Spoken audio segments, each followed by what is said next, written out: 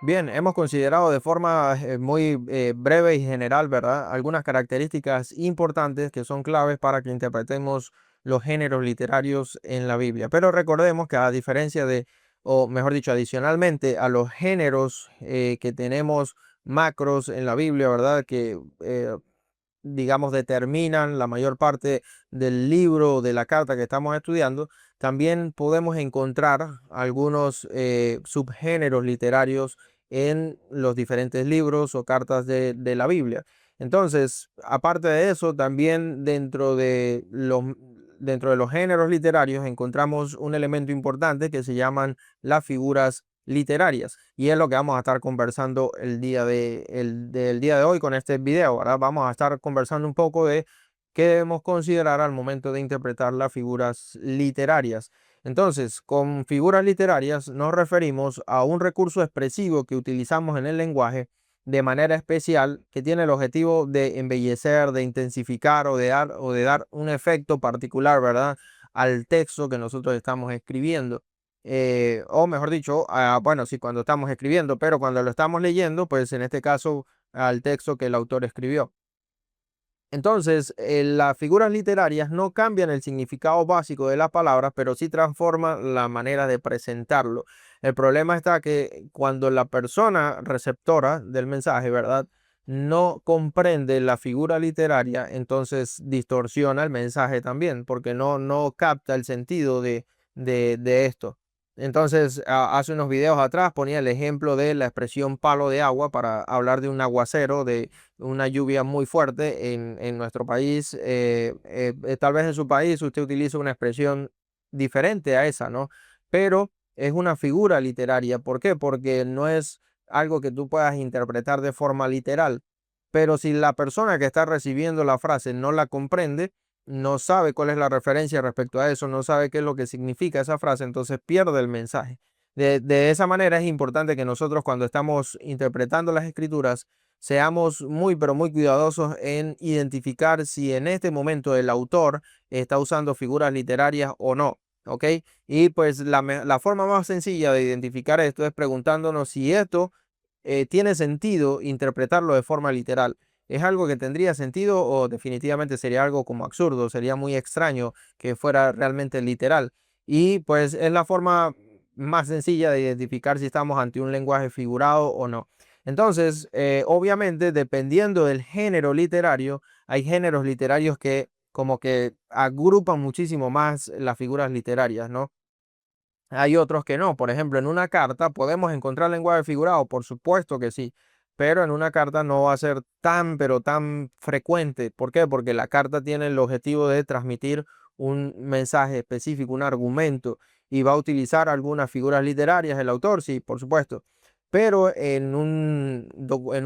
digamos, en el género poético, por ejemplo, establecimos que es uno de los recursos más, pero más comunes. Vamos a encontrar muchísimas figuras literarias ahí.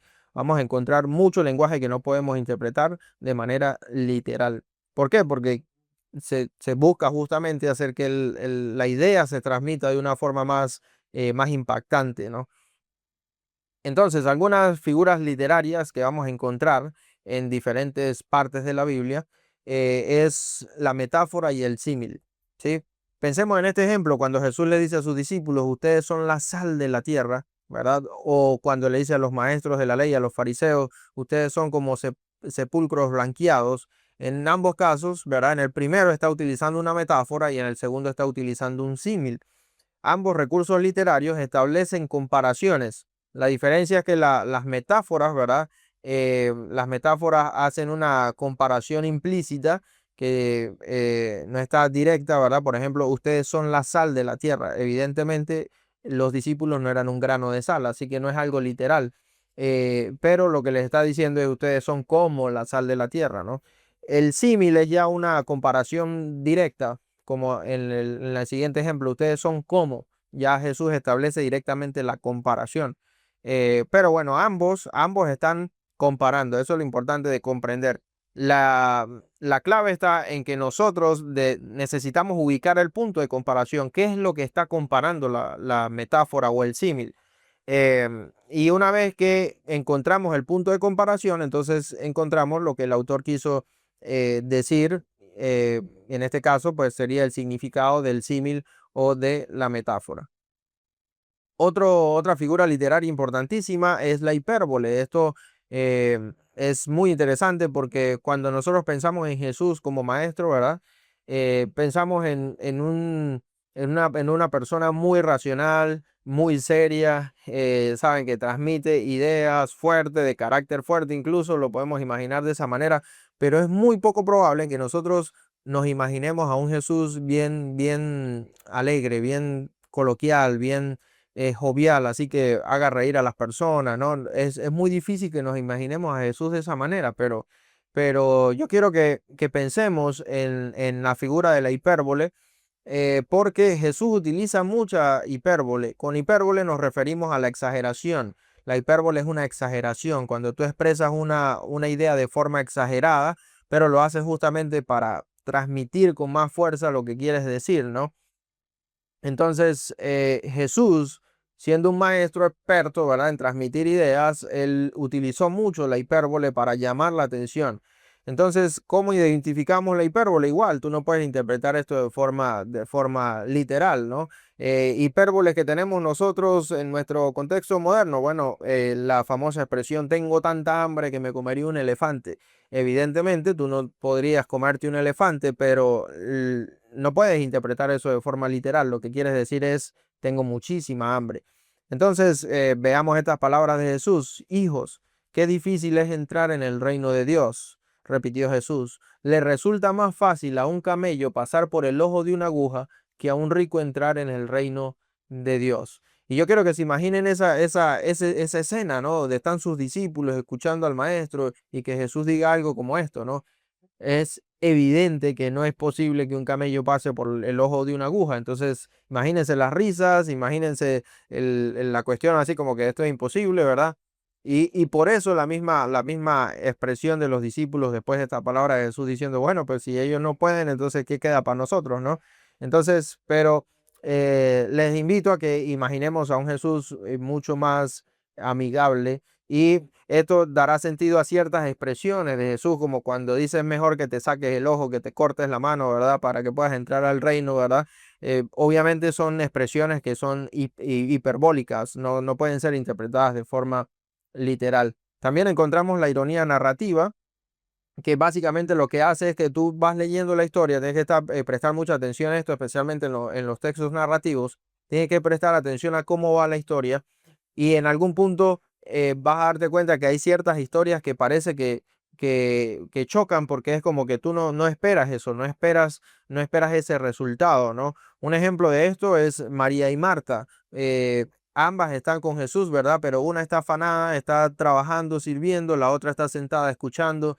Y en el contexto en el que está Jesús, tal vez ahorita no, pero si investigas bien el contexto en el que está Jesús, obviamente el rol de la mujer era ese, el de estar ahí preparando, trabajando y todo eso, que era lo que estaba haciendo Marta. María estaba escuchando.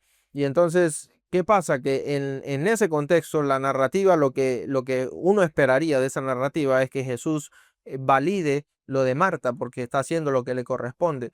Pero en esta ironía narrativa lo que ocurre es que Jesús, en vez de halagar eso, le dice, no, mira, ella es la que está haciendo bien y tú estás haciendo mal. Entonces ese tipo de detalles forman parte de esto. También tenemos las preguntas retóricas, son muy importantes. Son preguntas que no requieren o no esperan una respuesta de parte de la audiencia, de tal manera que debemos considerar que el autor ya infiere que la respuesta está ahí, así que no está esperando una respuesta. Y finalmente tenemos los símbolos. Los símbolos en la literatura bíblica podemos considerarlos como cualquier objeto, animal, persona, acción o evento que representa o transmite un significado que va más allá de su propia realidad física. Esto evidentemente apunta a una idea, a una verdad o a una realidad espiritual, moral o teológica que va por encima de eso. Entonces, representa algo más, representa algo más. Igualmente es una figura literaria que no requiere, que no necesita interpretación literal. este tipo de símbolos, este tipo de lenguaje figurativo lo vamos a encontrar muchísimo, pero muchísimo lo habíamos dejado claro en la literatura apocalíptica, por ejemplo, en los profetas también vamos a encontrar mucha simbología. Y esto es importantísimo porque cuando nos acercamos a estos textos necesitamos estar bien claros de que mucho de lo que está ahí es simbólico. Así que necesitamos asociar eh, el objeto, el animal, la persona, el evento incluso con algo que ya haya pasado en el Antiguo Testamento, algo que conecte ciertas ideas y ver qué es lo que está detrás de todo esto, ¿no? Entonces hay muchos símbolos que encontramos en las escrituras, especialmente, como les decía, en el lenguaje apocalíptico, hay muchísimo de simbología y todos estos símbolos se van conectando con ideas y con realidades espirituales mucho más grandes. Por ejemplo, cuando hablamos del Cordero, ¿verdad? En el Apocalipsis, nos encontramos con una escena donde aparece un cordero, ¿verdad? Y la escena se describe con un cordero literal, o sea, físico, pues, pero evidentemente ese cordero no podemos entenderlo como un cordero real porque está haciendo referencia, está representando ese cordero una realidad espiritual mucho más grande que es el Mesías, que murió en la cruz, ¿no? Entonces, obviamente, el símbolo está ahí para transmitir un mensaje, pero si no somos cuidadosos con ir conectando la idea que está detrás del símbolo, entonces eh, podemos confundir mucho pues lo que realmente quiere transmitir el pasaje. Así que bueno, no son todas las figuras literarias que podemos encontrar, tampoco son todos los detalles específicos para interpretarlo, pero son los más comunes y son algunas recomendaciones que les puedo compartir. Sin embargo, en la sección de recursos tendrán disponible también un libro de un autor llamado De la Fuente donde explica con más detalle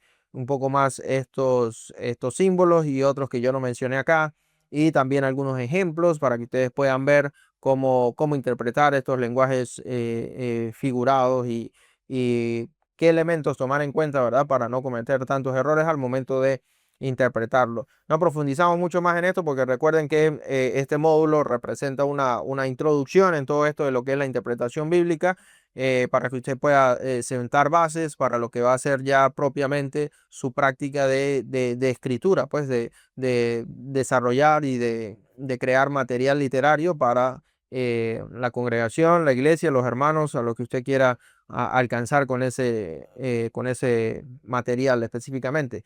Entonces, en la sección de recursos, recuerde, va a tener algunos otros materiales adicionales que puede consultar para profundizar y perfeccionar más sus habilidades de interpretación de figuras literarias.